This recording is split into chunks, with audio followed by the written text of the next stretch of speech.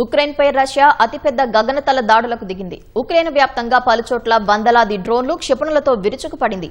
ఈ దాడుల్లో ఉక్రెయిన్లో భారీగా ఆస్తి నష్టం సంభవించింది. పలువురు మృతి చెందారు. అమెరికా తయారీ F-16ను రష్యా కూల్చివేసింది. అటు రష్యాను టార్గెట్ చేసుకుని ఉక్రెయిన్ సైతం డ్రోన్లను పెద్ద ఎత్తున ప్రయోగించింది.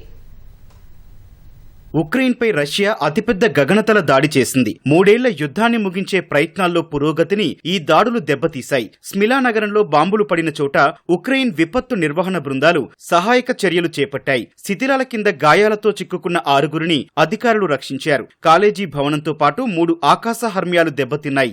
477 డ్రోన్లు, 60 క్షిపణులతో రష్యా విరుచుకుపడినట్లు ఉక్రెయిన్ వాయుసేన తెలిపింది. వాటిలో 249 డ్రోన్లను కూల్చేశామని, 226 డ్రోన్లను ఎలక్ట్రానిక్ వ్యవస్థలతో జామింగ్ చేశామని వివరించింది.